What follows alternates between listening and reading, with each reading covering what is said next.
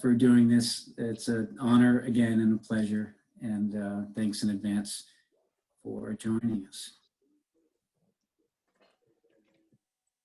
You know something about this photograph, and I know it's just kind of a coy way to get going, but do you know anybody in this picture, and what would you like to tell us about this photo? I do. I discovered I discovered 4 of these pictures in a manila envelope from the Secretary of Interior a few years ago, and they're all by a White House photographer, Abby Rowe, of the signing of the Point Reyes enabling legislation. So it's September 13th, 1962. My father's on the far right of this picture. He's the graying, sort of tall graying guy. He has gray up top. Mine is now below. I've lost all mine in that region. He represents the environmentalists at this signing. Except they weren't environmentalists yet. That word hadn't really been in currency. He was a conservationist, and he would continue to be a conservationist until around Earth Day, around 1970, when the word environmentalist went into vogue.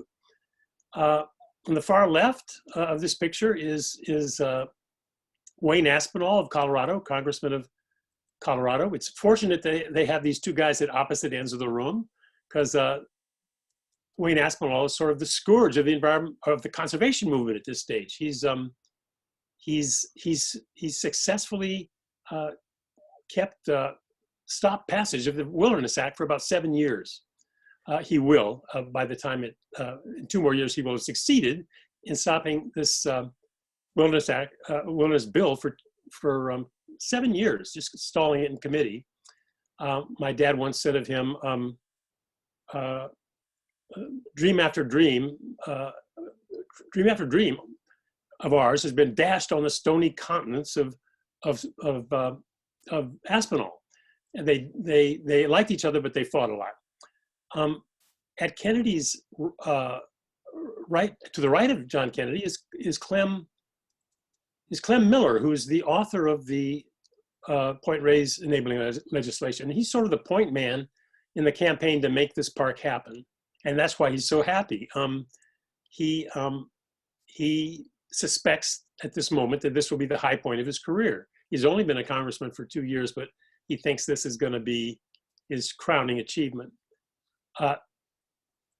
3 guys from the left is Stuart Udall, the Secretary of Interior, who really is the muscle in Washington behind all national seashores, and especially this one. He worked hard for this passage of this legislation, and of course Kennedy is signing the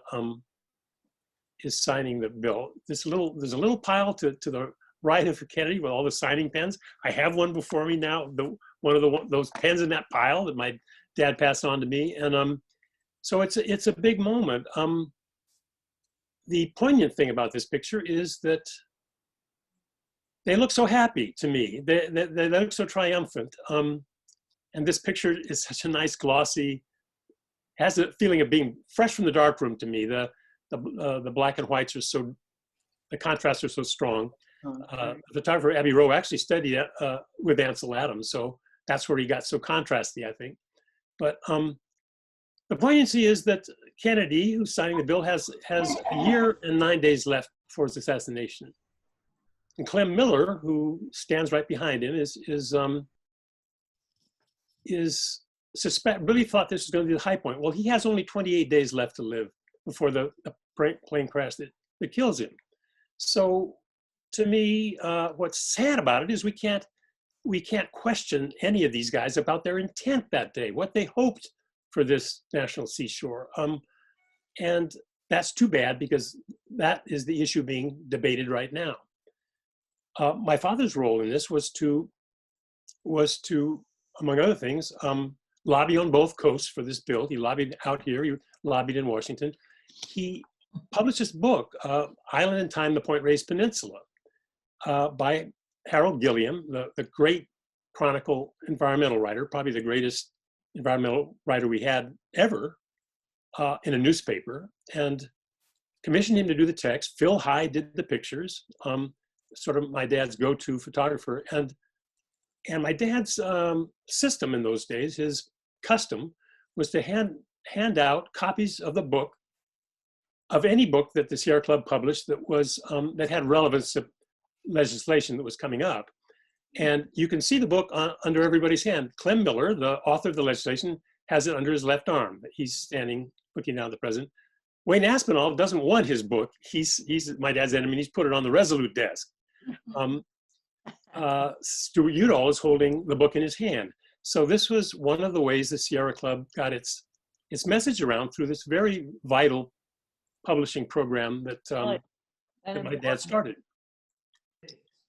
So it's a little bit of history, and to me, it just political. It just for me, it always sets me in that period.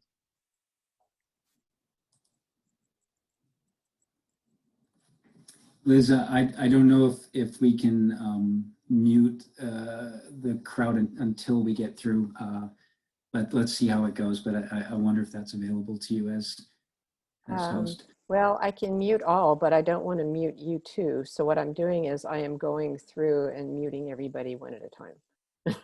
Okay. All the participants are getting muted one at a time. I think I got it.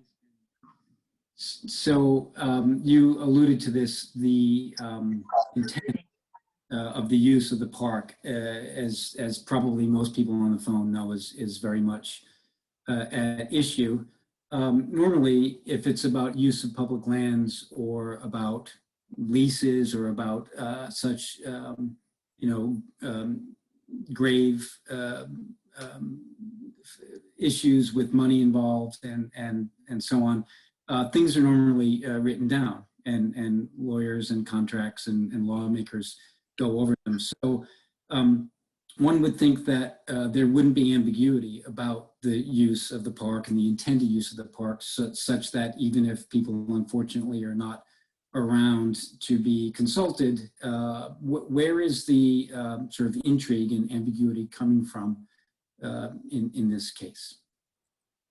Well, there's always ambiguity in the law. That's why we have lawyers, and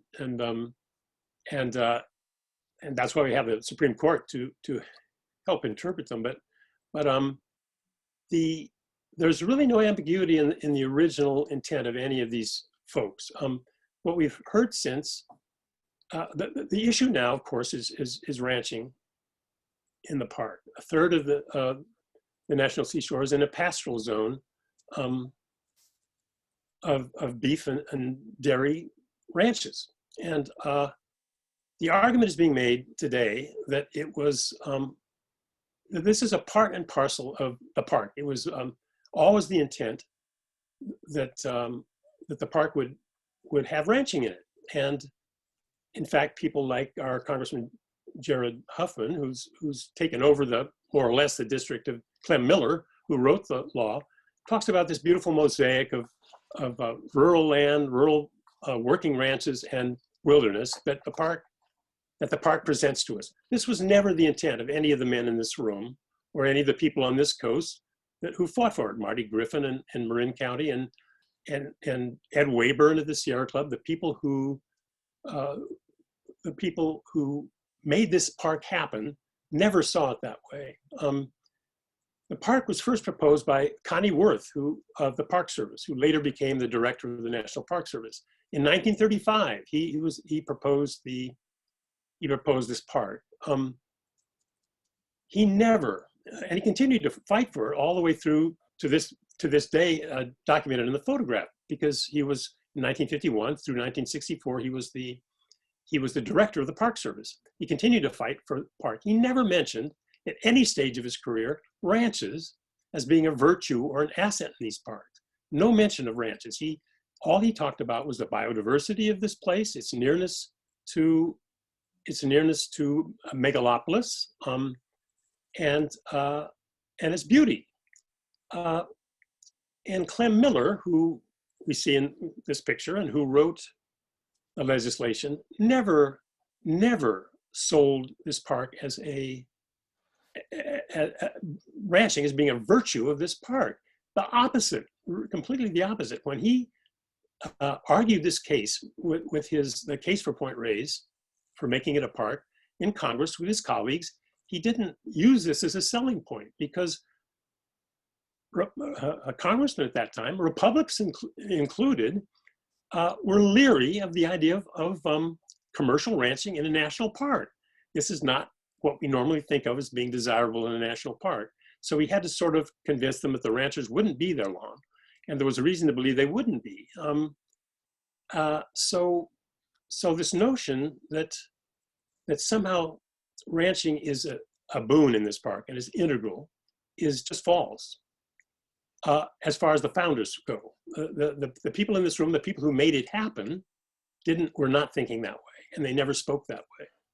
Ranching was to be a stopgap measure. It was to the existing ranchers. There were not funds enough to acquire the park in the beginning. The ranchers sold out to the park, banked the money, and they continued to work their old ranches on leases. The deal was that they would get 25 years to the life of the spouse, and then that was the term that they stay on. It was a transition period that was to allow the ranchers to find other work, to make the transition themselves. It was to allow Marin County to sort of accommodate or make up for the loss of tax base in this land that was going over to the feds. And it was never intended as something that would be there forever. This is a myth, an absolute myth that is widely accepted. And the sort of the PR of the ranchers and their advocates has been very successful. That people sort of think this was always supposed to be the intent. It really wasn't. It's sort of a gaslighting in a way, and I've noticed that if you ask for chapter and verse about the perpetuity, that it's never forthcoming because I think there is nothing in writing. Dr. Griffin, who you mentioned, is on the phone. I just wanted to acknowledge him. Nonetheless, it is part of the charter of the National Park Service, is it not, to preserve both cultural and natural resources? So, I realize that there's a lot to say behind that kind of broad statement, but let's say we argued or researched and agreed that there was no provision for renewable leases in perpetuity. What if someone were to say, so what? They look nice, as Representative Huffman says, and what is the issue, anyways, with them continuing to get renewed leases? It's true that that there are many national parks that are historical national parks. Harriet Tubman and various Civil War sites. There, the prime concern is preserving history. This is not one of those parks. This is preserving history is not mentioned in the enabling legislation. So that well, I have a language here someplace.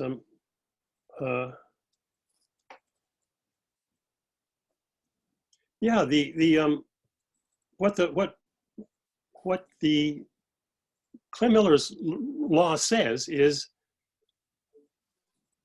the Secretary of Interior shall, this park will be administered by the Secretary of Interior in a manner which provides for such recreational, educational, historic preservation, interpretation, and scientific research opportunities and as are consistent with, based upon, and supportive of the maximum protection, restoration, and preservation of the natural environment within the area.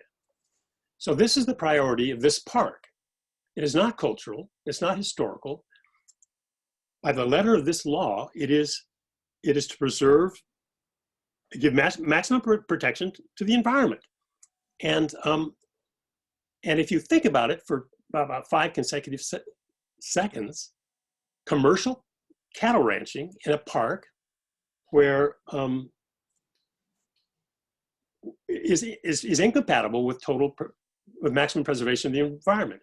If you know anything about cattle and what they do, these things are not compatible. And do you think that that I have no trouble with that as a claim, but do you think that we're in any different position evaluating that particular claim that ranches are incompatible with maximum protection from, say, 62 or shortly after the start of the park to the present day? I mean, are the state of our knowledge has changed in a way about that. Could you, I mean, does it make sense to you that there's a different analysis now than there would have been in the 60s when the legislation was drafted? Do you mean a different analysis of the effect of cattle on landscape, or yeah, about, and on the climate and so on? Climate, yes. I mean, I don't think so. I mean, there are people, there are advocates of ranching who think it can be done well. I myself have yet to see one of these remarkable operations. If you're looking for it in Point Reyes, you won't find it. You know, according to the Park Service's own studies, cattle in Point Reyes are the prime greenhouse gas generator in Point Reyes, methane from either end of the cow, more than all the exhaust pipes of all of us who go out there. The exhaust pipe of these cows at either end, of all the operations of all those four stomachs in between, generates a tremendous amount of methane, which is, you know, per molecule, it's 25 times more potent than carbon dioxide.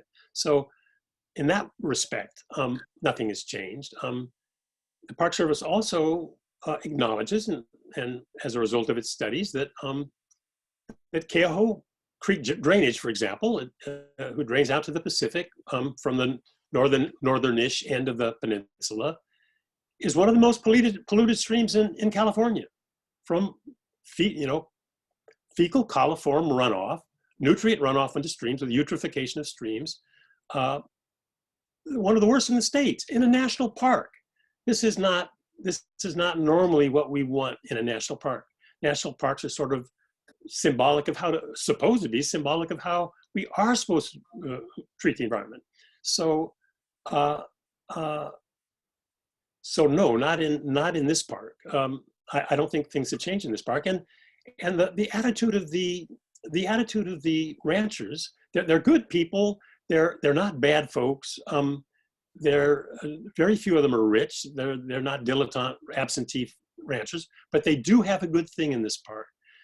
They sold the land. They bank the money. Their families bank the money. They're living on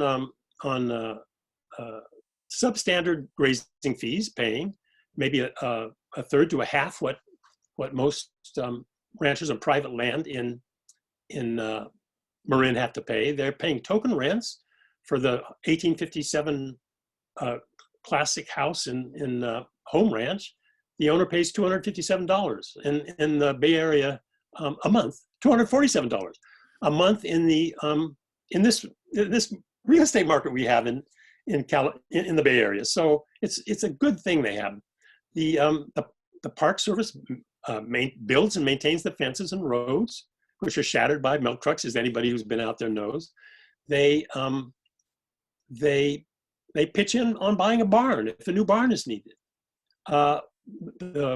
The ranchers are responsible for routine repairs, but big repairs the Park Service does. So it's a very sweet deal for these people, and it's at the expense of the normal values of a park. If you read the Ranchers Association's scoping letter for the general management plan that's now being decided supposedly by the end of this month, by the end of summer, this report will come out. The Park Service will have made its decision on what of the various alternatives, futures for this park, they'll pick. And what the ranchers want is no limit on the number of cattle they graze. on the land. And we know from experience that people like Kevin Lundy has been caught grazing 4 times as many cattle as his allotment. The ranchers want the right to, on their own discretion on national park land, to remove native or invasive vegetation by fire or herbicides if necessary.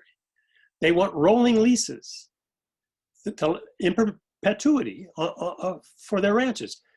The ranchers want, if some ranching family decides to give up its lease, then that family who sold this land to the government, and it's now our public land, that they want that family to be the one to choose who's the next family that comes in. It's this thing that happens with stockmen on public lands. You see it in an extreme case in the Bundys. They begin to think this land is their own. And this is what we're seeing here, where they want less public access. They want no more public access to the pastoral zone. They want all the elk in the Drakes Bay herd fenced.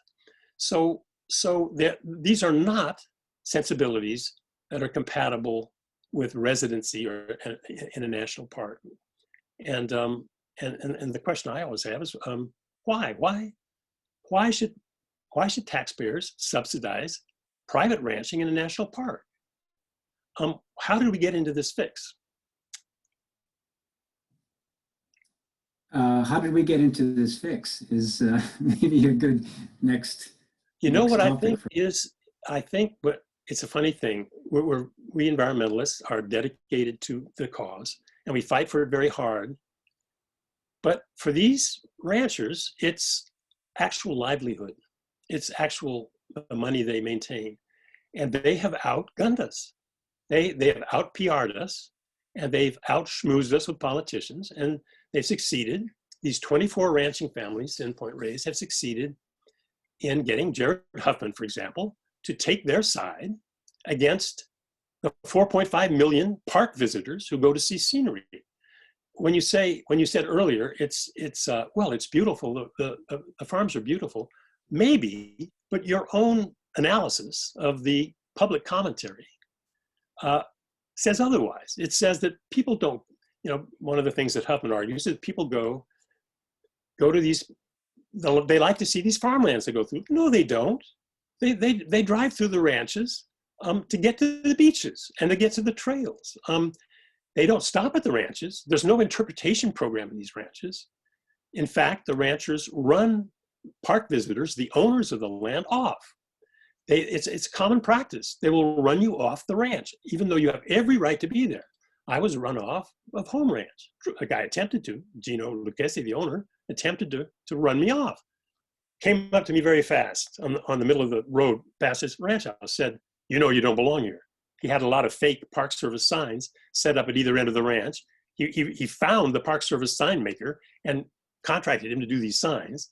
Park Service tolerated these signs. He said, you don't belong here. I said, this is exactly where I belong. I'm an American taxpayer. And I'm going to continue down this road. And I'm bigger than him, so it was easy. It was easier for me. But this is common. What is there in it for the public in these historic ranches? Number one, you can find just as historic ranches everywhere in Northern California. I can show you any number of wooden windmills and old buildings and old water towers. So why in a national park is it necessary to feature this at the expense of the environment? It's happened to me, and I have friends that, like myself, go into the park frequently to take photographs. And if a bobcat goes under a fence and into a field, as a photographer, you're inclined to follow that cat. And I have had that conversation. What are you doing here? Is the question normally, and your answer is better. I tend to say something like, I'm enjoying my national park, but it sometimes goes okay and sometimes doesn't. It's not only your inclination to go under that fence after the bobcat. It's your absolute right. It says so in the permit that these people sign. they sign a permit saying you're to expect people on the roads through your ranch. And I actually checked it before I went to, before I tried this, because I knew Gino's reputation for running people off. I went into the enforcement officer. I said, can I go through there? And he said, yes, you can go through that. That's your right. Just don't go in the house. Don't go in his house. I'm fine with that. So what is it in it for the public on this public land? Why is a third of this rare national park, this extraordinary national park, devoted to commercial cattle? There are between 600 and 700 million tons of cattle on the planet. The cow is the most biomassive creature on Earth. The weight, the biomass of cattle is approximately twice the weight of humanity. Do we need more cows? And do we need them here in this national park? I don't think we do. You quote those numbers on a day. I think it was today that a study came out from the World Wildlife Fund. People on this call may have seen it, about the steady decline in numbers of animals, wild animals around the planet. I wanted to say about please go ahead. Well, I was just saying the figure I've read, and these figures are obviously ballpark figures, that 60% of the mammal biomass on the planet is livestock, mostly cattle and pigs, sheep, goats, yaks, some others. So 60% livestock, 36% humanity, and 4% now is wildlife. And that figure just makes you want to cry. Because what was it when I was a kid, 70 years ago?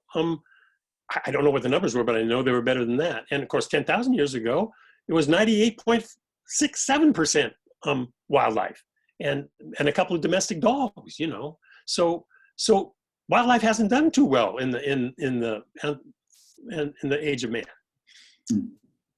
I'm sorry, I interrupted you. No, please do.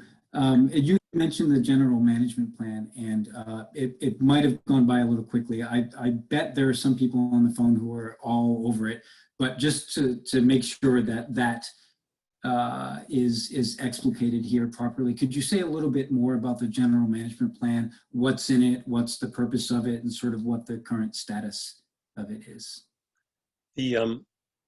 This business started when this whole business of alternative plans for the future began with the drought of 2012, 2014, which killed half the herd in the Tamales elk reserve at the tip of the peninsula. They couldn't get to water, and some thought that they couldn't get to selenium and copper, which are minerals they need.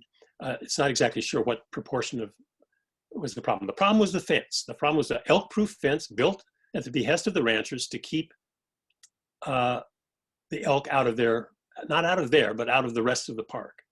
So Huey Johnson, who we just lost, of Resources Renewal Institute, was so enraged by, he's a hunter. He has an ethic of, he was a hunter. He has an ethic of how you treat an animal, even when you shoot it. He thought that death by thirst of half the herd of elk in this park was a crime. And just to remember that these elk have been brought back from the absolute verge of extinction. The Thule elk is a subspecies of elk that some think we're down to just two, an Adam and Eve of elk. They were discovered. They were thought to be extinct. They were rediscovered in Southern California, a small herd, and slowly built back from that. The elk in Point Reyes are the only elk, Thule elk, in a national park. They are the signal achievement of the Park Service in one of its obligations, which is to restore ecosystems and to restore extirpated species. This is their triumph in that area, and it's a tremendous one. There are 450, 500 elk in that reserve now, and the two smaller herd, there's 120 something more. So that's the backstory. So Huey was enraged, and he and three other outfits, his Resources Renewal Institute and three other outfits, sued the Park Service for not having a management plan. They haven't updated the management plan since 1980, which is a violation of policy. They have never conducted a comprehensive analysis of the impact of ranching on this park. And that is a violation of the Endangered Species Act. So the Park Service had no legs to stand on. They settled. The settlement agreement required a range of options to be considered by the Park Service. Alternative A was to leave things as they were, status quo, nothing changes. The other end of the spectrum was alternative F, no more ranching. There were a number of gradations in between, A, B, C, D, E. The Park Service, in spite of studies that show that, in spite of the Paul Saden's history, which shows that it was never intended ranchers to be here forever, in spite of all the studies showing pollution of air and water, in spite of this, they picked alternative B. And alternative B means it gives the ranchers everything they want, almost everything they want. It gives them the right to diversify. Their word is diversification. Diversify their agriculture from cattle to goats, sheep, pigs, chickens, to row crops, artichokes, to build bed and breakfast in the park, and it provides for culling of the elk that annoy them. The elk of these southern herds, which they say are eating their fodder. Well, if you read their permit, I think it's Article 12, it's called Wildlife, it says, and all ranchers have to sign it, it says, you are to expect, it's to be expected that wildlife will eat your fodder and that they will damage your fences. And this is to be expected in a national park because this is the purpose is to preserve wildlife. And the ranchers sign and they promptly join the Point Reyes Ranchers Association, which is called Elk Fences Now, and is totally dedicated to control of elk. So, and they say, and the number one complaint, if you look at the website, is they take our fodder and they ruin our fences. Well, read your permit. You were told that that's what you were to expect. These people think the land is theirs. It's not. It belongs to the rest of us. Where am I going with this? What were we starting out with this? You were talking about, what was the question? What was the question, Ken? I had asked you to sort of update people about the general management. Oh, yes. Well, I didn't read, the crucial part is the Park Service preferred alternative is this one, B, that gives everything to the ranchers. It's a total abrogation of their responsibility to take care of the land and to manage this park correctly. You know, the Park Service has a lot of institutional knowledge and memory about how to manage wildlife and how to manage park visitors, people. Managing ranching is something they have absolutely no experience with, and they have a terrible time with it. And the ranchers are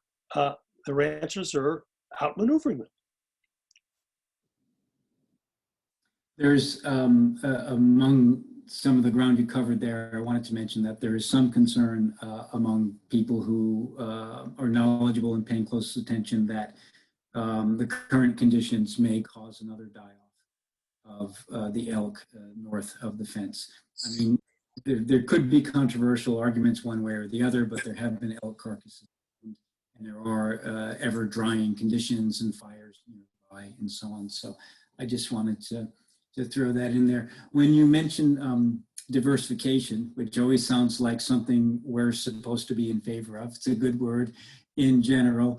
One thing that comes up with that is that if they bring in other livestock, there undoubtedly will be conflict with other kinds of predators. I don't know if there's much more to say about that. Well, it's true. You know, cattle can take care of themselves against coyotes and they can protect calves against coyotes. Cougars don't seem to take cattle on the ranch. We have mountain lions in Point Reyes, thank God. But what happens when you have sheep there? And what happens when you have chickens? What happens to the badgers, the weasels, the coyotes in the park?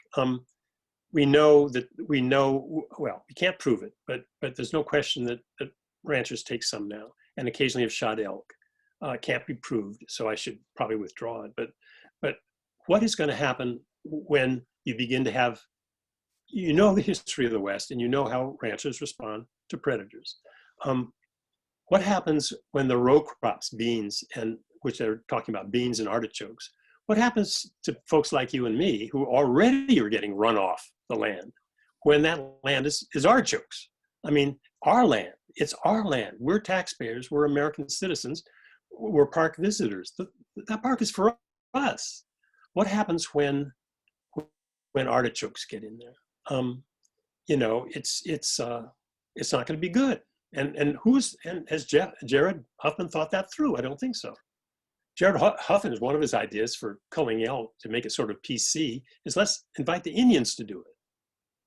Let's have some Indians do it. Somehow that makes it, well, if red men are doing it and the Aborigines and indigenous people, it's sort of right. Well, has he thought that through? This is Miwok, as it was said at the beginning. This is Miwok Ohlone, not Ohlone here, but Miwok country in the Point Reyes. There are Miwoks here. They're in the Grayton here, Rancheria. They think of it as their land still. They have a Sacred Lands Committee. Nick Tippin is the chairman. He's very interested in what happens in Point Reyes. He was very against the oyster farm for what they were doing on what they were doing to shell mounds, what artificial, Japanese oyster shells were doing to the real oyster shells that belong here. So what happens when you have a bunch of Sioux coming into Miwok country? I mean, it's not. I'm sort of being funny, but not really. I mean, none of this stuff is thought through well. Yeah, Jared is being somewhat ham-fisted about the whole thing, or that might be a kind way to characterize it. I wanted to pick up on one other point you made along the way, which is about the public's feeling about this, because as you mentioned, this is something that I worked on, and the Resource Renewable Institute and myself and a number of volunteers read every comment submitted to this plan because they had to accept public comments. They got 7,627 comments, and the public is overwhelmingly in favor of wildlife and against commercial use and ranching and dairies in the park. 94% of people who mentioned any of those alternatives, who endorsed any of those alternatives, endorsed alternative F, which is getting rid of ranching and dairies altogether. So this idea that the public likes it as it is might be a convenient thing to believe and repeat, but it doesn't match the facts. I mean, it's overwhelmingly clear. So that's something to come to when we. Yeah. The interesting thing to me is the response of the Park Service as these numbers you discovered began shaping up. And I'm sure before you did your tabulation, the Park Service was aware of how it was skewing. And they sort of did this preemptive thing. Well, public commentary is not like, it's not a popularity contest. It's not like a vote. And which is interesting to me. So if it's not sort of like a vote, then why did you ask the public in the first place? To ask for public commentary and then dismiss the public out of hand like that is interesting to me. And it just shows where it's not about the good of the greater good of many. We're skewing to these 24 ranching families. God bless them, but there are other lines of work. Would it be possible Let's talk, please. Yeah, Michael, go ahead. Hello, everybody. I'm the photographer that I've actually worked with Ken before, and I did the Bay Area Wild Book with Galen Rowell. And the Environmental Action Committee brought me in a couple of years ago to photograph. We went through something very similar with the Drakes Bay Oyster Company there. And the Environmental Action Committee brought me in to photograph and document what was going on out there during that whole controversy. And it was kind of shocking to me. I hadn't really gotten out there before, but there was there was hundreds of feet of pressure treated wood in the water. They built racks out of that had arsenic in the wood. There was plastic everywhere. And when Galen and I did the Bay Area Wild book, the cattle damage out there, I live in Marin and have spent a lot of time out there, but the cattle damage out there is pretty significant. And one thing that hasn't been really talked about is the fact if the cows came out of there, which I certainly believe they should. There's tens of thousands of acres of cattle land all around Point Reyes already, but if the cattle came out, most of those fences would come out of there, and the place would have a completely different feel than it has today. And I just wanted to make that comment. Thank you for that, Michael. Yeah, it's something that I'll be brief, and what strikes me about what you said is it's not only is it true about the erosion and the impacts in the park, but this is documented and not particularly controversial. So as I read the general management plan, it says the operations are bad for the air, the water, the soil, the vegetation, and the wildlife, including the elk. But let's expand it and lock it in permanently, which seems to me to make no sense whatsoever. Ken Brower, please, what your comments on? Yeah, it's one of when you talk, I have some friends who are ranchers, and they have this sort of satellite view, well, if the cows were gone, the coyote bush would come in, and you wouldn't be able to see these wonderful pastures. Their ideal is low grass. What fun it would be, as Michael says, to take the fences out and begin to watch the process of succession. What would it be? I mean, people study this. People, after glaciers recede and after the volcano cools off, you go back and watch what comes in. And there's a whole science of it. And it's fascinating. What would come in? What would come in?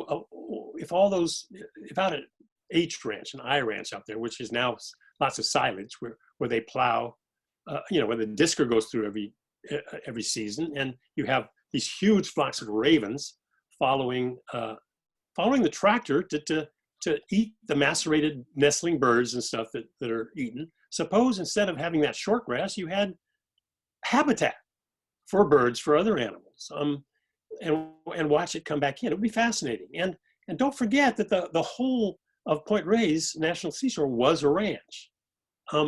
We see what happens to ranch when you leave it alone. And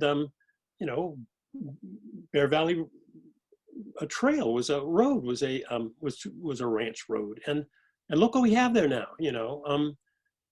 So it's not like the land isn't going to come back beautifully.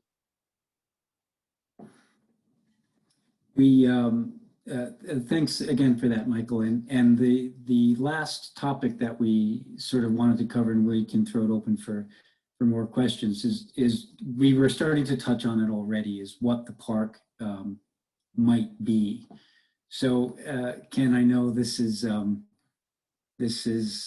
something that I've heard you speak about before. What if? Well, it's two things. One is why not compromise? As you know, somebody says let's get them entirely out there. Somebody else says expand it. Compromise sounds good. Balance sounds good. Why not meet in the middle somewhere on this? Is well, actually, let me just leave it at that and ask you that for now, and save part B for a follow-up. What do you think about the idea of a struck compromise between the expansion that's on the palette and getting them out entirely? Compromise sounds like a wonderful thing, and we all should do it. It's the nice thing to do, and it's the reasonable thing to do. My father's argument on this was almost central to how he approached environmentalism. He said, our job is not to compromise on these issues we care about. Our job is to in the environmental movement is fight as hard as we can against that dam, or against this bad logging project, or for this park, or natural reserves. Fight as hard as we can. We've lost too much already in the environmental side. You know, we lose so many of these battles. We're going against the march of civilization, and certainly the march of American culture, which is to build and to tame wild places and to make money. And you're going against sort of the culture, and you're going to lose a lot. The forces arrayed against you are tremendous, are powerful. It's trillions of dollars are working against you.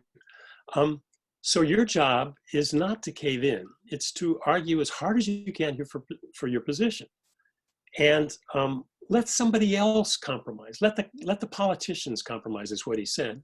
Let the politicians compromise. That's what we pay them for, he said. Our job is to argue as hard as we can on our crazy fringe position. And if we lose, we're at least pulling the final resolution back in our way a little bit. But if you give up at the beginning, and if you enter into these collaborative arrangements with ranchers, the kind of thing that the Quincy Library up in Northern California made famous, let's get the loggers and environmentalists together. My dad said, no, don't do that. That's reasonable. And one of his favorite quotes was from Nixon's EPA director, Russ Train, a friend of my dad's, Judge Russ Train, who said, thank God for Dave Brower. He makes it so easy for the rest of us to appear reasonable. And my dad loved that. He said, right on. He liked that. And then he said, he took it the other level. He said, now we need somebody to make me look, to make me look reasonable. Dave Foreman, he makes me look reasonable. And next, we got to find somebody who make Dave Foreman of Earth First look reasonable. And this is the way to approach compromise. Don't do it. We're not supposed to do it. And this is the mistake that I think that Environmental Action Committee of Marin, they did. They had this wonderful, they led the way against the oyster farm. And they took flack, and they had toilets dumped in their backyard, and they had the Save Our Oyster Farm nailed across the office door in Point Reyes Station of those people. They were brave, but it was a tremendously erosive spiritual battle for these people, because they're living in this community. And it's what happens to anybody who's lives in the sagebrush rebellion country. If you're living in a small town surrounded by sagebrush rebels, and your kids are in school with them, and you go to the same post office, it becomes very hard to take strong positions. And I mean, this is just I love Amy Trainer, and I love the people there, but I think after that battle, they didn't want another. I just feel this. They didn't want to go through it again. And Amy went out, and the Environmental Action Committee went out, and they approached the ranchers to try to get a dialogue going. You need a good faith partner if you're going to embark on something like that. And even then, you probably shouldn't do it. They're making the best argument they can for their position. They're not arguing for elk. We need to do our absolute best and argue for the elk, for the weasels, for the badgers, for the mountain lions, for all this ecosystem that's out there. That's our job, and not to go halfway. That may bring me to what was planned as last question, and I think I said this to you before. It's a cliche, so I apologize for the cliche, but acknowledging what you just said, and maybe the difficulties in it if you live in a community where this is controversial, and also acknowledging that we're in a meeting of the Sierra Club. What do you think people can do, should do, to try to make a difference in this particular battle? I mean, people who have day jobs and are concerned but are not full-time activists.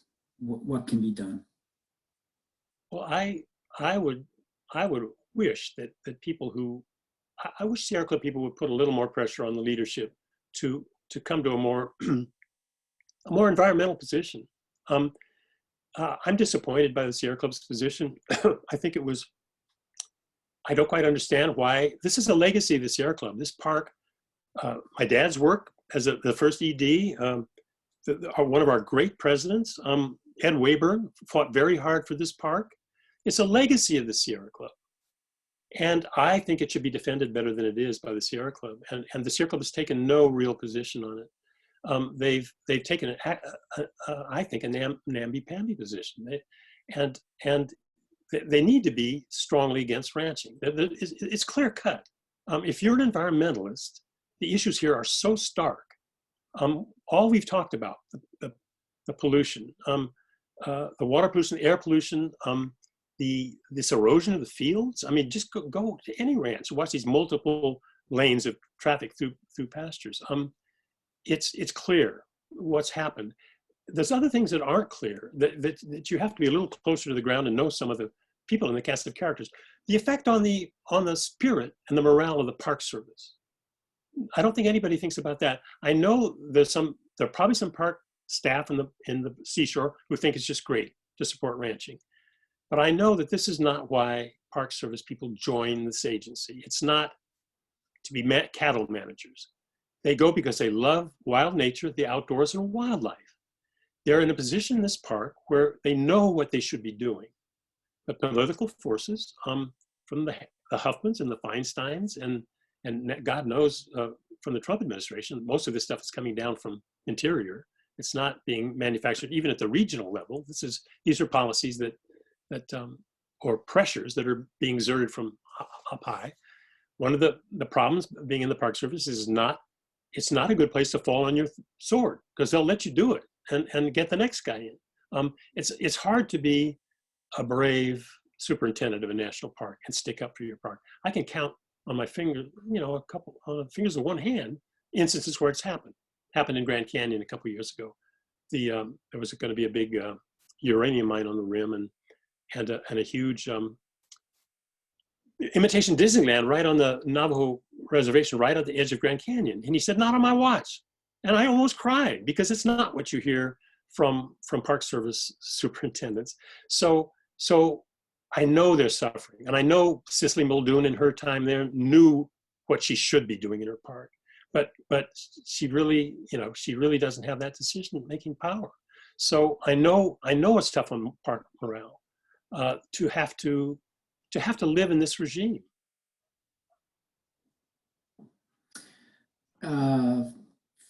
Thanks for your insights on that. I think we can probably, Liz, look at something like a Q&A period now for this. Ken Brower, thank you very much for all that information and passion, and thanks for spending the time with us. And I think we arranged you could stay around and talk a bit or answer questions, which we no doubt. Thanks for the questions. Thanks for having me. Liz? Absolutely, yeah. Just looking through the chat, there's a lot of back and forth. Totally agreeing with you, Ken. You've nailed it here. Somebody asked, are there public meetings? And so maybe you could tell us where we are in the timeline of this draft environmental impact statement.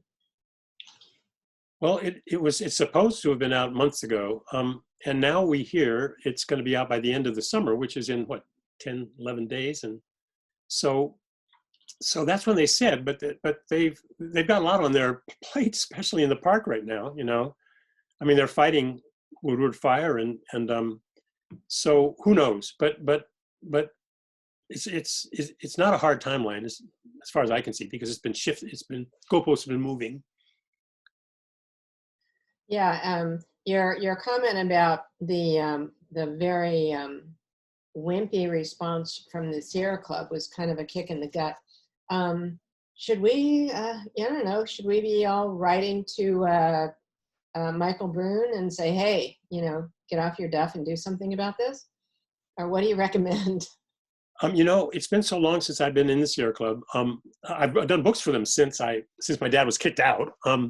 My dad regularly got kicked out of the organizations that he built, and because he was a little too fast for the boards of directors. Yes, I would write to him. I think this is one of those cases where my understanding is that local Sierra Club had a lot to say in the position that was taken, and that National sort of delegated to them handling this. And I wish National would step in a little more firmly, because of this problem I mentioned, that when you're actually out in the areas where these folks live, it's harder to be, you know, these people, it's harder to take a tough position on them, on the ranchers in this case. But yeah, I would write to Michael. Michael is a stellar guy, and you know, he's, for my money, he's the best ED that we've had since my old man. So I you know, in fact, he came from Rainforest Action Network, which was spawned by Friends of the Earth, which was Earth Island Institute, I guess. The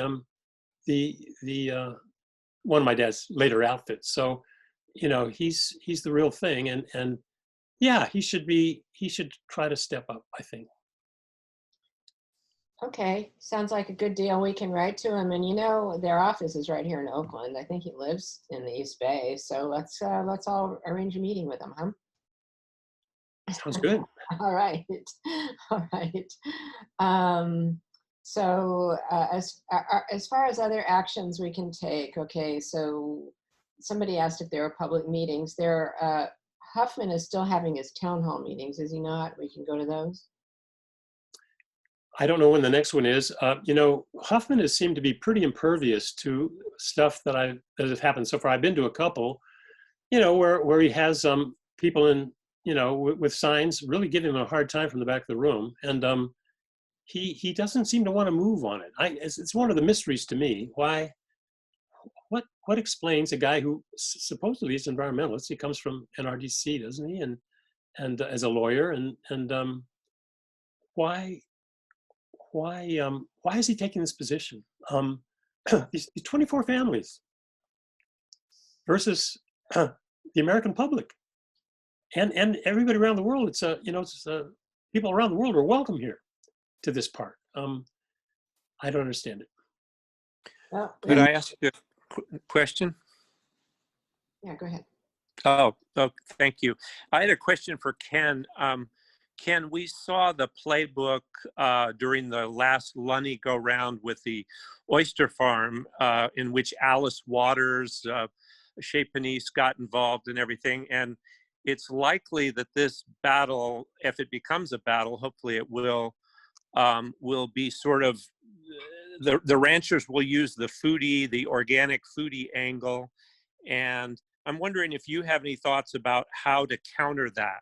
I mean, we all support organic farming. We all support local food sources, but to me, that's not really the issue. That's kind of a red herring. But I wonder if you have any thoughts about how to counter the very popular foodie movement, which will likely be what they use to fight the environmental efforts. I would say you just have to remind them of the national park idea. Very little of this country is in national parkland. There's all kinds of places where you can have organic farming. This is a national park. It has a different purpose. The Organic Act of the National Park Service sets out a totally different set of objectives. The Park Service has been moving from its early 1916 preoccupation with recreation, has been moving towards ecosystem preservation. 80% of our national parks are now either designated wilderness or managed as wilderness. This is the direction the park has been going. It should continue to go. This has been the proper trend. There's lots of places where you can have organic oysters and organic beef. Not in a national park. There's a different idea here. We need to reacquaint people with the wilderness idea. We need a few places where our hands aren't all over everything. Just to test theories. How does the natural world work?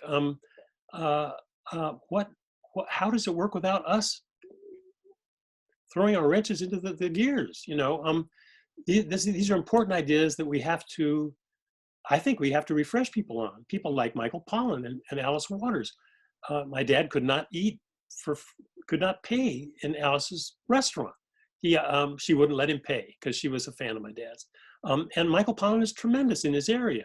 But both these people didn't quite get the wilderness idea. This idea that there should be places where natural processes reign and not our own. And I think we need to just say, not in a national park. We have an enormous area of the United States dedicated of public land in the United States dedicated to rangeland, to cattle and grazing. It's 225 million acres. It's square miles. It's 337,000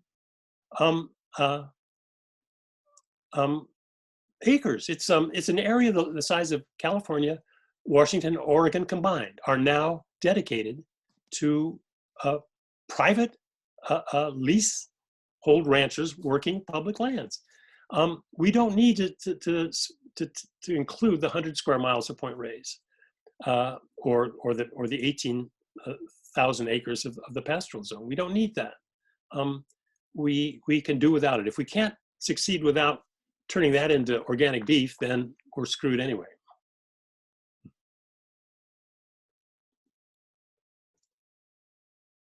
And Michael, you remember going through the oyster farm on our kayaks? It wasn't just plastic, and it wasn't just. I tasted that green ooze that was coming out of the pressurized. Not with you on another trip, of the pressurized wood on those racks, copper, straight copper. Yep. Coming out of that thing. It's poison. That's why it's in there. It's to poison my organisms. And every single one of those oyster racks was shaded out underneath. The eelgrass was shaded out.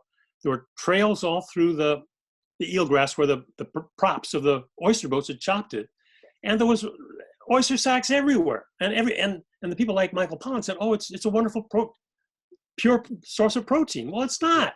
Yeah. Most people didn't know they were getting their oysters off of pressure-treated racks.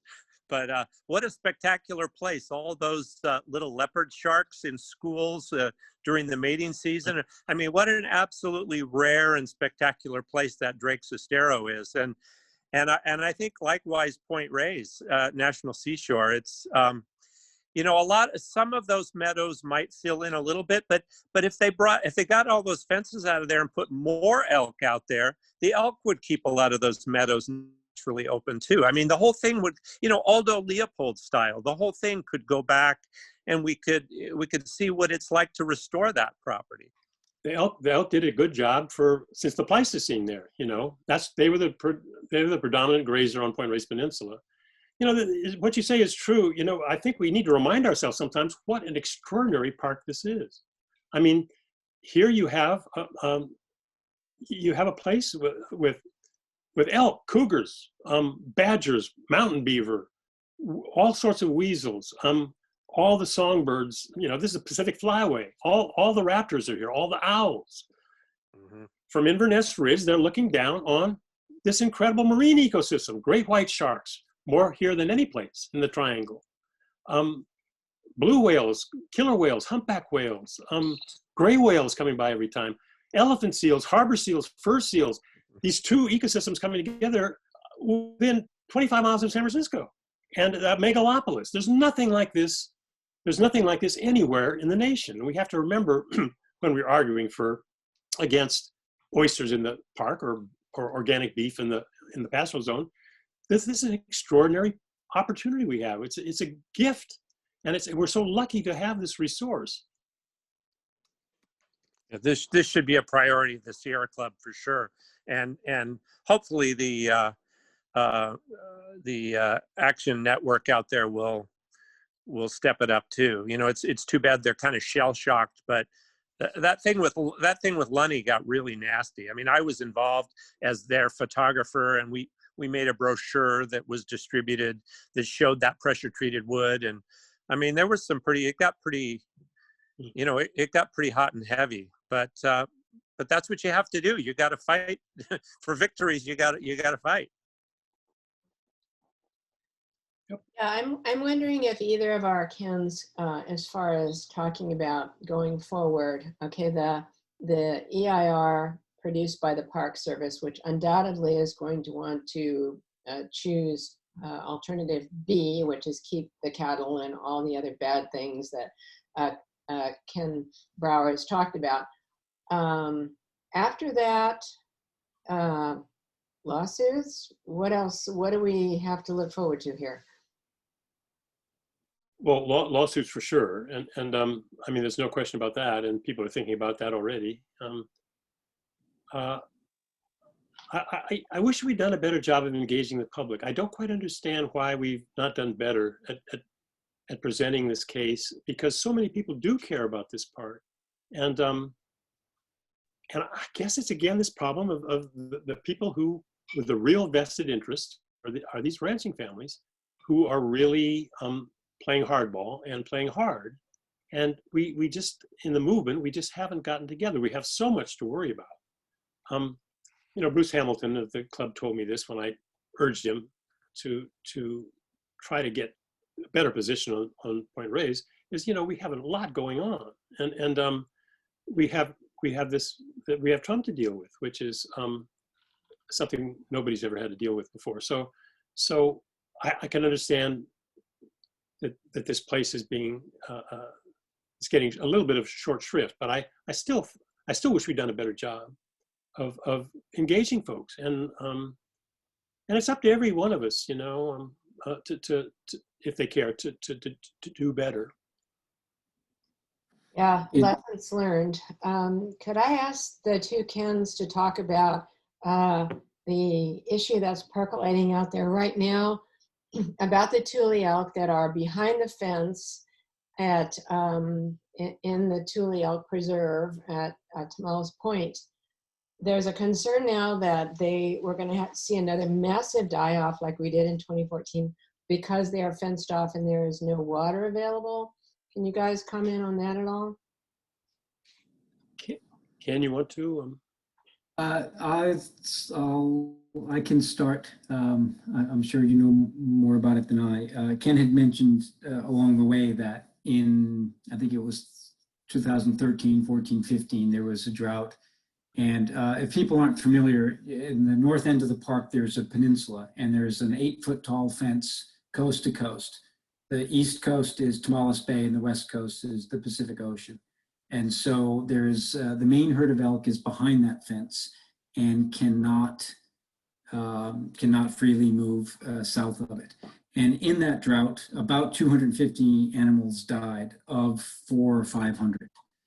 And there is some controversy as to whether it was just dehydration or whether it was lack of minerals. But one way or the other, the park, I mean, many of us feel the park is responsible. That herd is behind that fence and can't freely move. So right now, the conditions are gathering again that might constitute another challenge to their survival in that way. And people are petitioning the park to either truck in water, and you guys may have seen in the LA Times and the Chronicle about a week ago, some people snuck in with water. I mean, I think it was a gestural amount of water, but good for them for carrying and doing it. The park didn't react well, said it was illegal, and I guess it was, but we all know legal and ethical or moral are not always exactly the same thing. So there's just the question is whether the park is going to look after them and whether they're engaged enough to make sure that there isn't another die-off. And remember, this all happens in the backdrop of the elk being a thorn in the sides of the nearby ranches. So you have to ask yourself, what is the motivation for them really to take care of these animals? Ken, I'm sure I left some things out, and please. Yeah, I hadn't quite thought of it that way. That they absolutely have an obligation to take care of the elk, and because as I've said, this is the great achievement they've made in the park. As far as one of their mandates is to restore extirpated species, and this is the one. But I wish. I mean, I don't know. I know some of the people who've gone in, and I think I trust their. They've found 6 dead elk. Of course, elk do die. They found low water levels in some of the ponds. I wish I could trust the Park Service, given their record on the 2012-2014 drought, to give me good information on what the situation really is. But somehow they let that one get so out of hand that they had half the herd dead before they seemed to really realize it. So I guess I would have to listen to some of these people who think the water looks awfully low. I would love to have some real elk person go in there and do an evaluation, and so we had news that we knew we could believe, you know.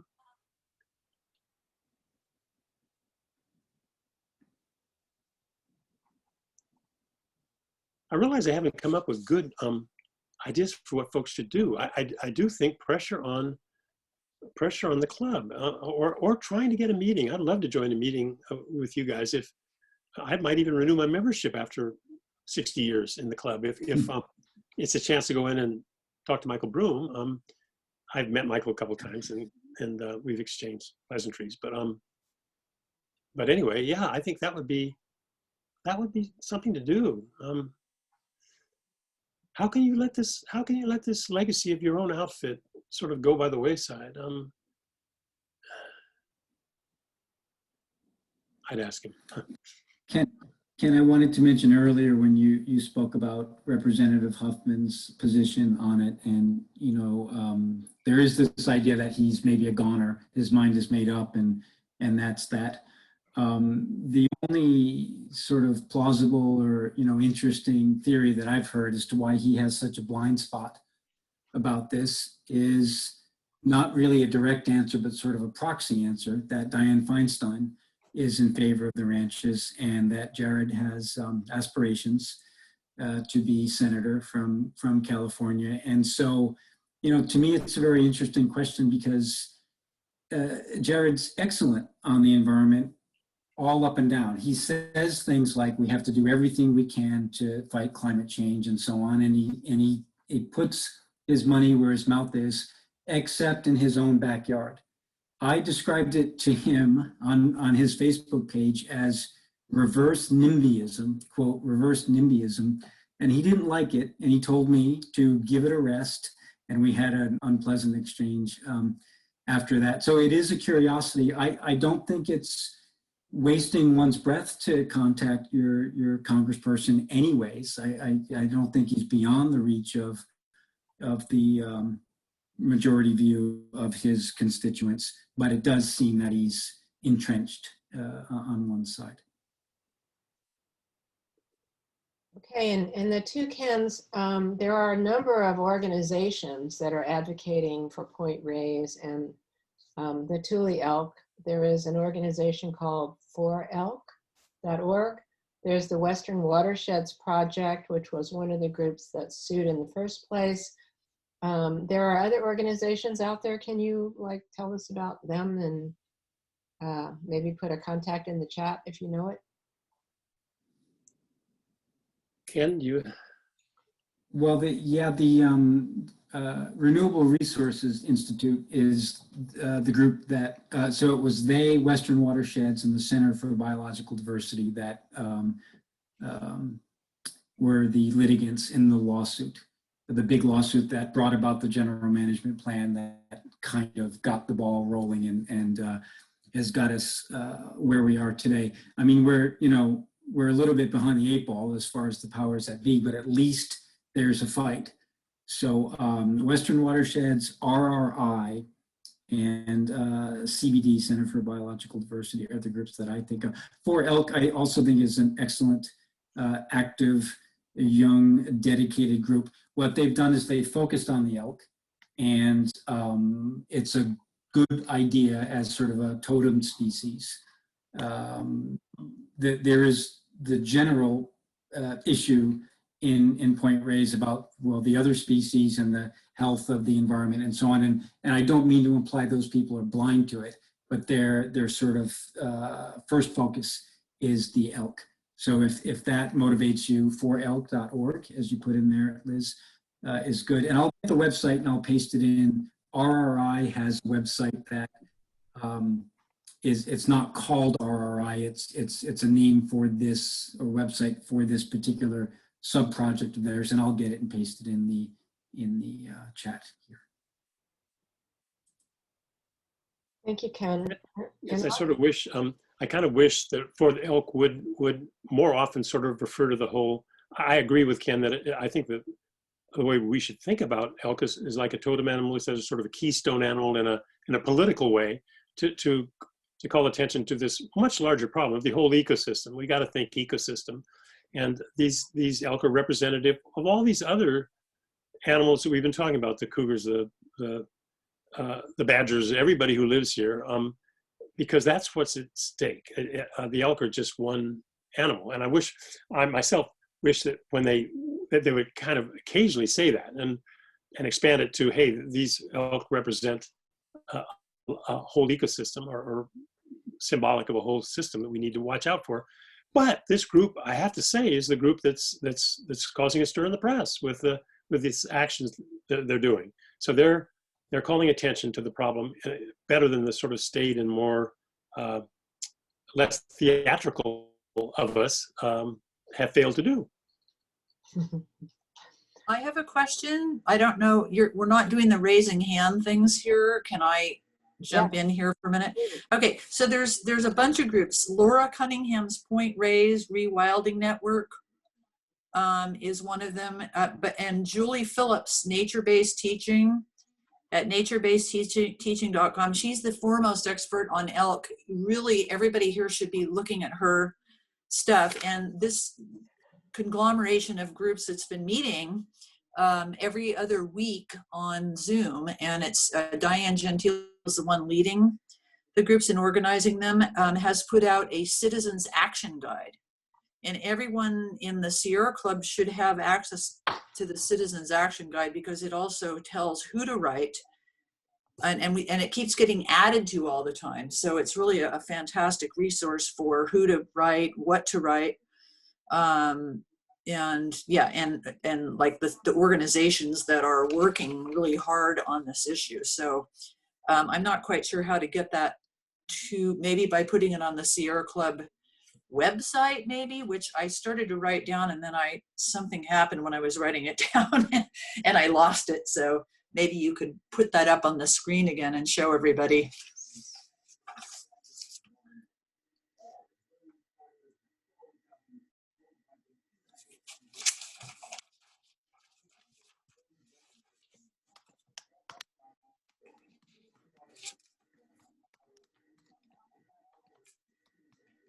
And I'll put in the another link for Diane's. Yes.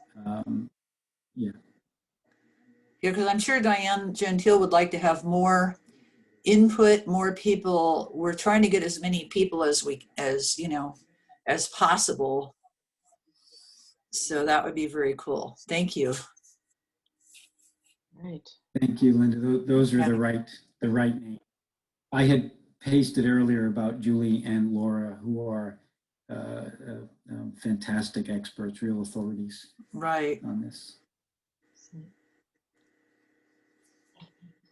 Oh, okay, this is excellent. I'm trying to think if anybody wants to connect with one of these groups, Ken and Ken, or what's the best way to do that? You've given them several links here in the chat. So look at the chat, and you all know, if you're in the chat and you go down to where it says to everyone, there's like a box with 3 little dots. Click on the box with 3 little dots and it will say save chat. You can click that and it'll save the chat. So if you can't remember all this stuff that's in there right now, it'll save it to your computer and you can look at it later and sign up for one of these many very worthwhile groups. And we'll save Point Reyes. All right, are there any other questions? Am I missing anybody? Any other, or comments even? Questions or comments? All welcome. What is the group that was mentioned that was with Diane Gentile? What group was that? Linda, you need to unmute yourself. okay. The thing is, it's not a specific, it's a conglomeration of groups. And it doesn't have a name. And I keep saying that I think I like Ken's idea that we should form a large group and have a name and have a political clout, because but I know not everybody wants to do that, but I think it would it would be stronger, but it's kind of a loose conglomeration of groups that have been working together. And a lot of these people have been meeting on this bi-weekly Zoom. Ken, in fact, did a webinar with our group before he did this one. But it's just a loosely organized group. But the person who is in charge of the webinar is Diane Gentile. I don't know if she's in this meeting tonight. Ken, do you know if she's here? I don't think she is. Okay. Yeah. Yeah, but that's a good contact. Yeah, I'll find that link and put it Maybe out. add her in. And So will you be updating the Sierra Club webpage, Ken, with some of the information that we talked about tonight? Like links and people we can get a hold of and get involved? And Kelly just put that link for Diane's group in the chat. Liz, I wouldn't touch the webpage myself, but I bet some of these links, or if you'd like me to send a summary of them, just an email, as a suggested update, I'm happy to do that. Yeah, that would be good. I can't touch the webpage either, but Joanne is here. I'll work with her and we'll see if we can include these resources there. Great. But yeah, SavePointReyesNationalSeashore.com. That's a good one. Also, like about a year and a half ago, the Green Friday showed a fabulous film called The Shame of Point Reyes by Skylar Thomas. And you can stream that online. Just go to YouTube, put in Shame of Point Reyes, and it's just the most incredible and heartbreaking film you're likely to see. I wonder if we can gather and protest at the visitor center. And like, would that even be legal to talk to visitors at the visitor center? Or I don't even know if the visitor center is open. Well, Diana Oppenheim has advocated for that. But then because of the pandemic, yeah, she does stuff like that, and they were going to go down there and do a camp out. Yeah. And some of us were going to go down and like bring food and water and everything. Then we've had the pandemic and the fires.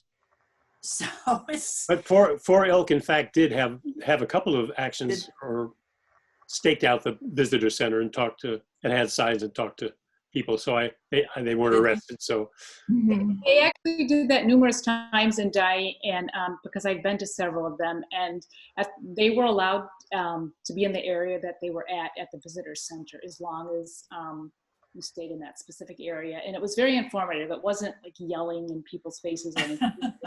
Yeah. Very well done, and to give information to the general public.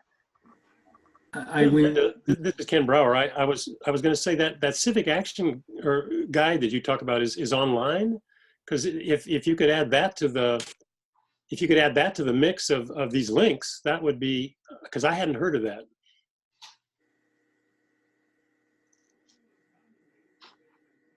Ken. Yeah, I think it's under. Well, I can't remember if it's under Diane's or the RRI website, but it's a click. One of those. Isn't it on the SavePointReyesNationalSeashore.com, which would be? I think so. Which is I think that's Diane Gentile's website. So, or email. I'm pretty sure it's that. We have to find out for sure.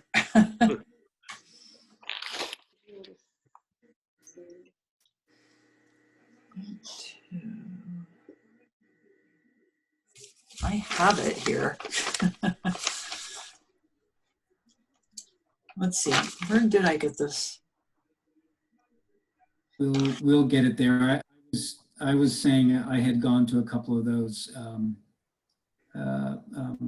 demonstrations at the visitor center, and yeah, we were asked to stand in one certain place, which they referred to as the free speech zone. Yeah. And many of us thought the whole country was that, but one little patch of ground away from everybody is where they want you to be. So even though the final EIR is being released, does that still have to go through another public comment, or it still has to get a signature or something on it, right? They were asked, I'm sorry, I can't remember if I said this, they were asked to extend the public comment period. They were asked by RRI and I think another couple of groups because of the pandemic and because there's so much controversy around it. I mean, I know it's speculative, but I don't think they're likely to do that. I think they're likely to say, be it is, like it or lump it. And as Ken Brower said earlier, then it's probably in the courts. Yeah. Which, Yeah, then maybe we can get some kind of, we call it when CEQA goes to court.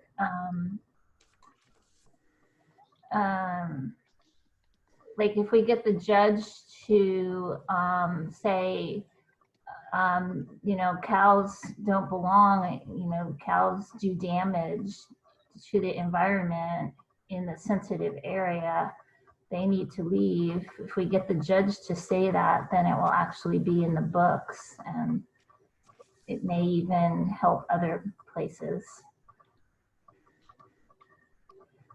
So yeah, I guess court would be next.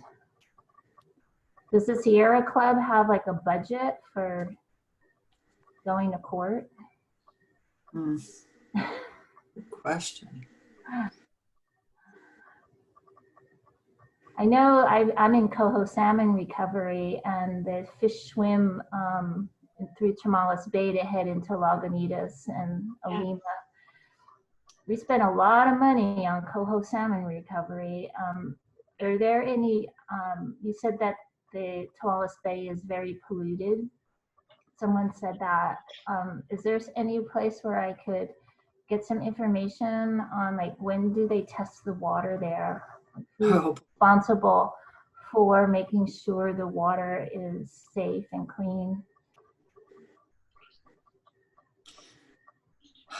I know a little bit about that. And in fact, one thing to say is if you go to that Save Point Reyes National Seashore.com, they have links to the recordings of earlier Wednesday webinars, and one or two were about water quality. The creeks from the park drain west into the ocean and east into Tomales Bay. What we know is that when the creeks are tested, they generally do very poorly.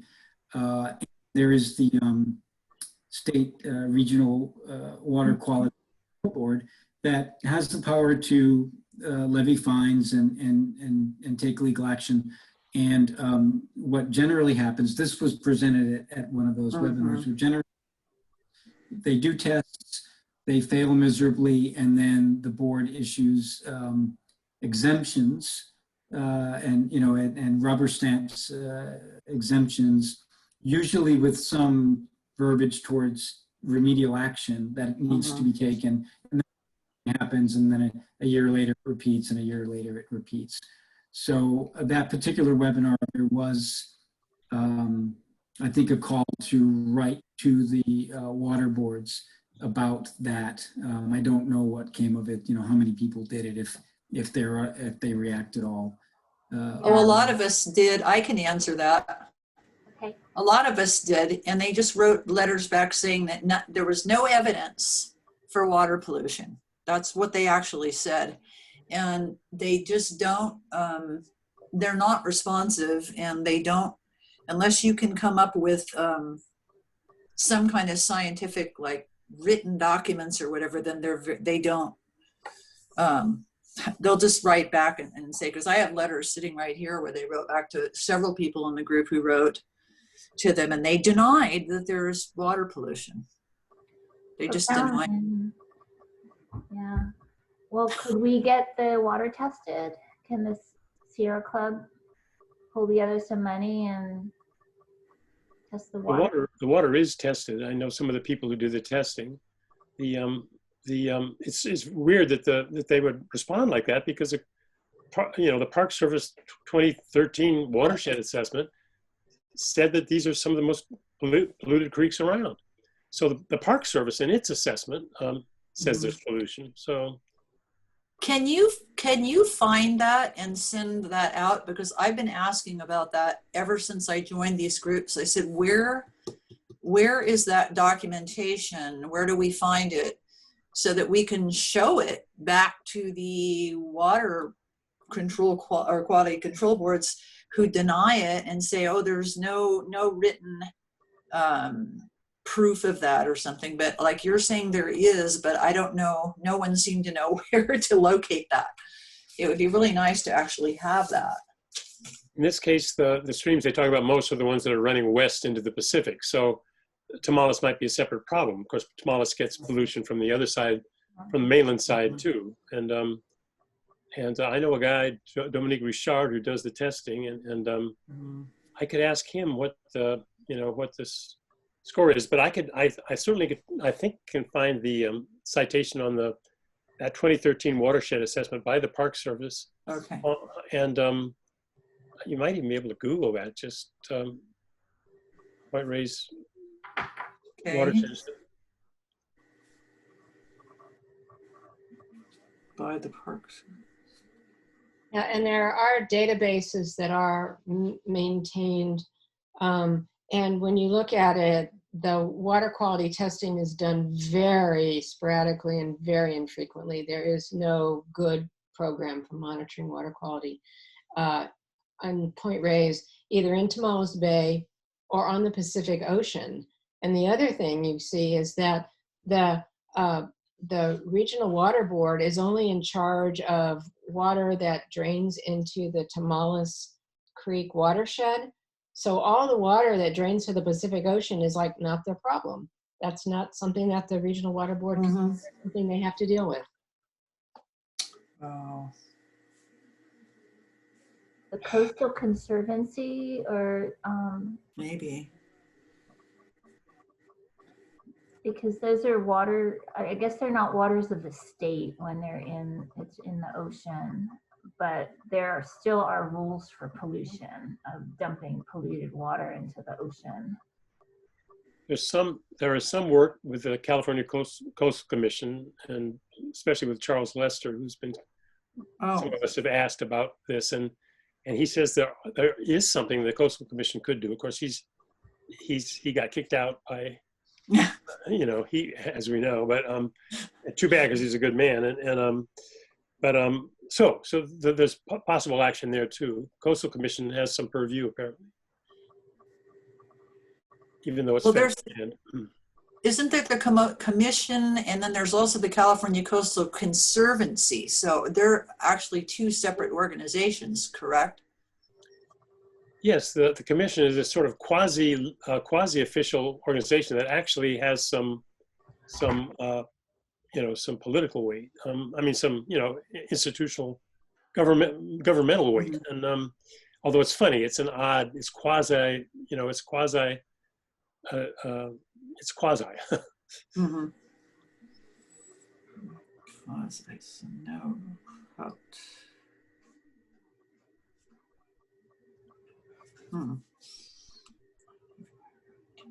Well, it's 9:05, which is the time we generally wrap up. We don't have to wrap up. Hey, this is a Zoom call. We can like sit here and talk to each other all night.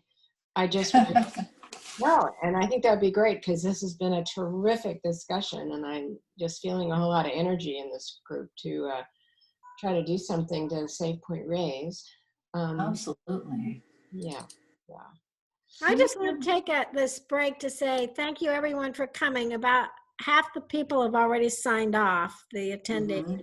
So before everybody else signs off, or myself, just thank everybody for coming. Thank Ken and Ken for sharing their knowledge with us and motivating a lot of people to want to get more involved. I'm not saying hang up the phone, but before everybody else walks out the door, just want to show some appreciation and absolutely glad you're being here. Thank you.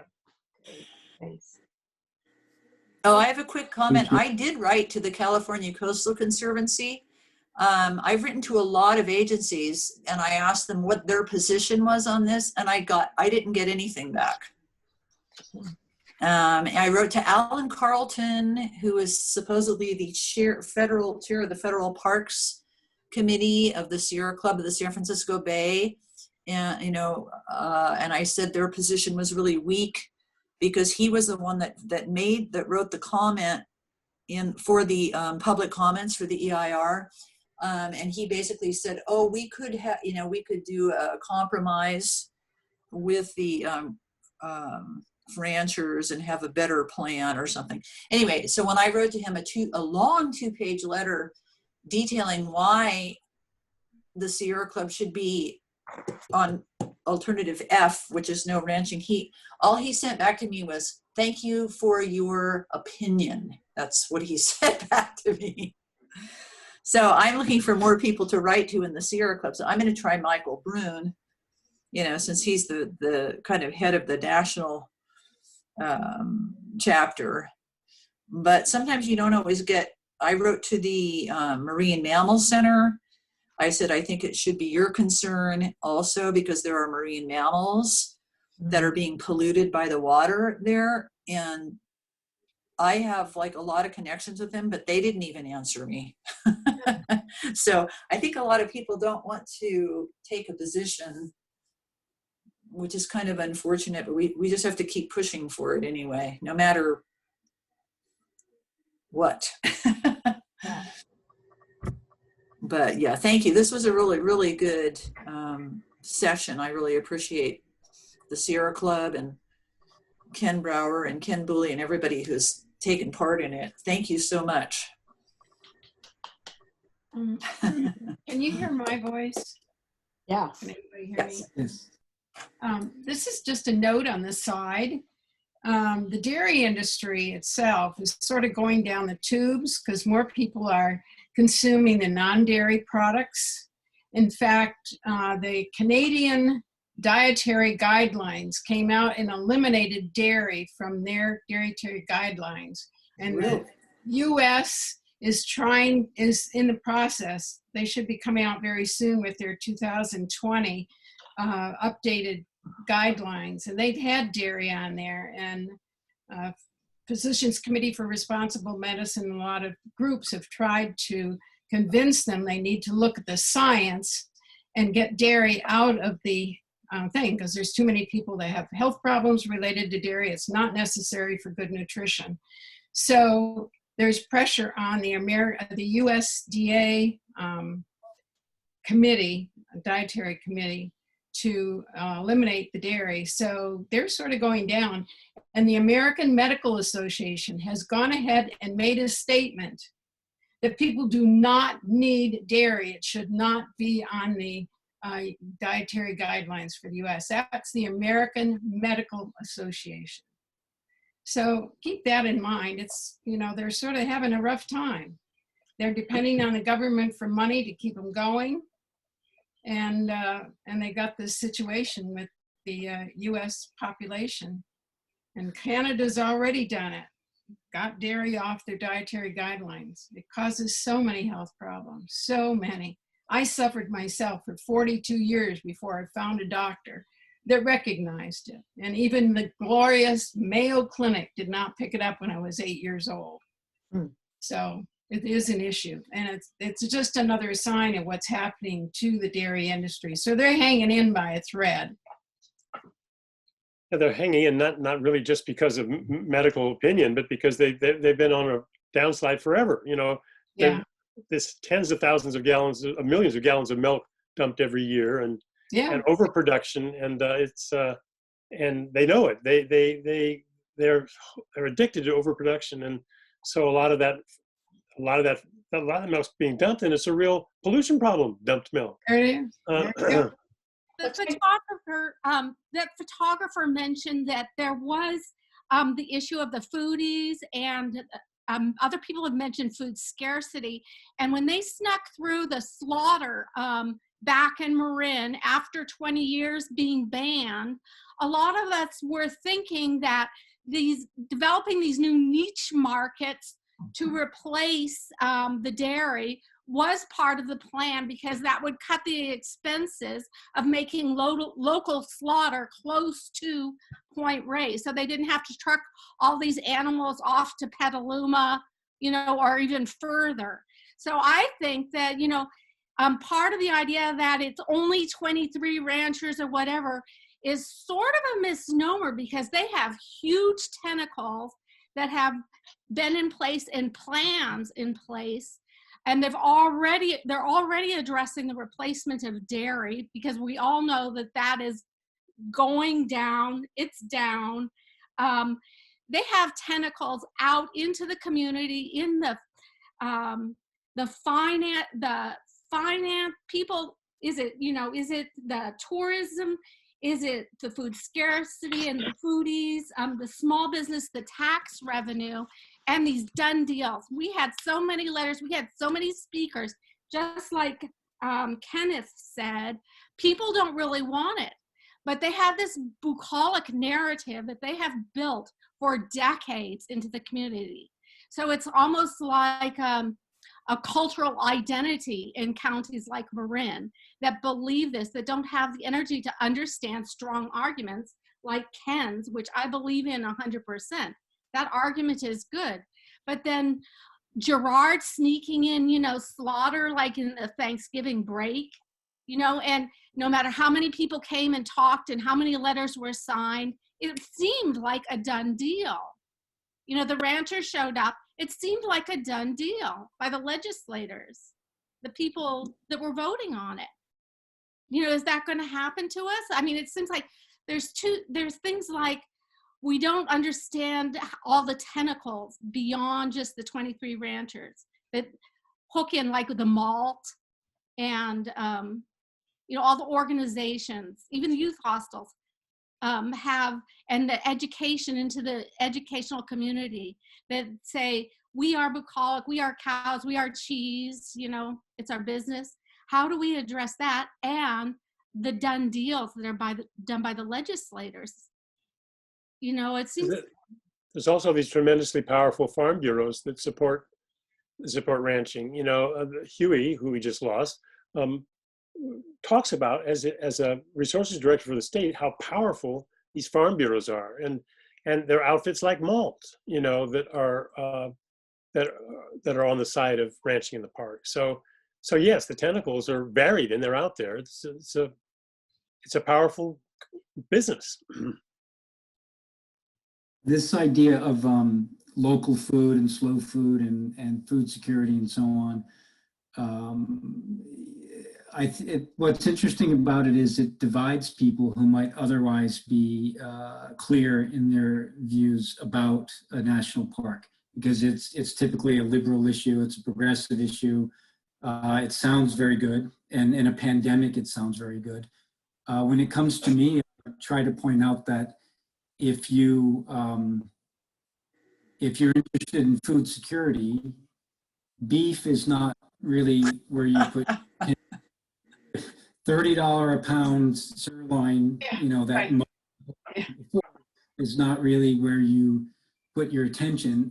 And also about, back to our Representative Huffman, well, do you want us to have to truck in meat from Kern County? And yeah, I don't care. Okay, but as if the beef from Point Reyes doesn't itself get trucked all over the world, right? You can go and sit in a 5-star restaurant in Los Angeles and get a Neiman Ranch burger because you can. So it's not as though everything that's consumed here or that's grown here is consumed here.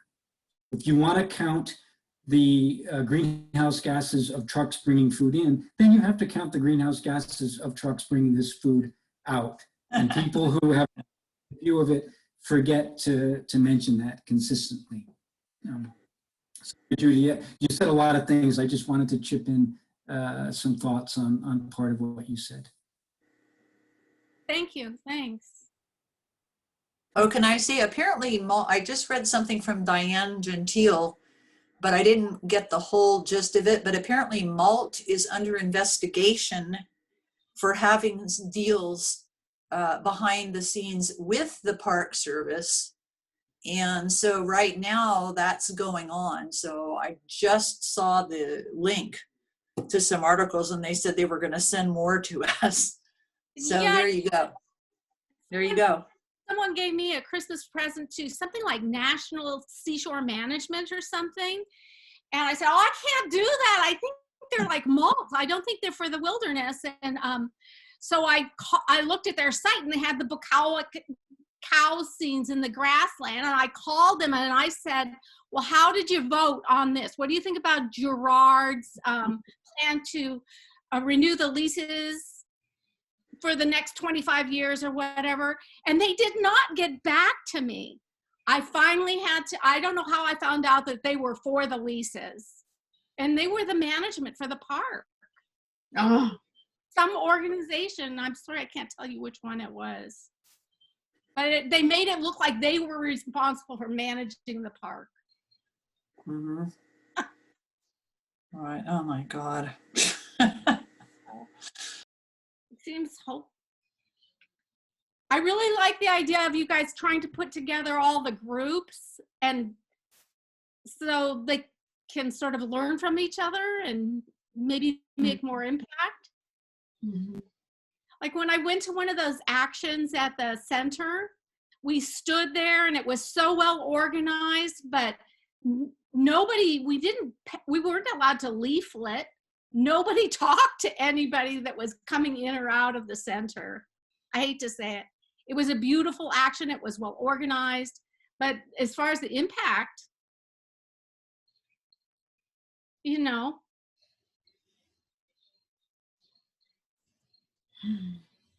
Wow, this is great. I wish I could stay on, but my pad is going dead. Thank you. I'm sorry to dominate because I don't. No. What is your name? Because I don't have your name. It's not. Judy Lindo, and I only know Diane Oppenheim. You know, I know her. Yeah. And Shame of Point Reyes. You know, seeing people's faces and stuff. But I think it's very important. It just, in some ways, feels hopeless. Sorry.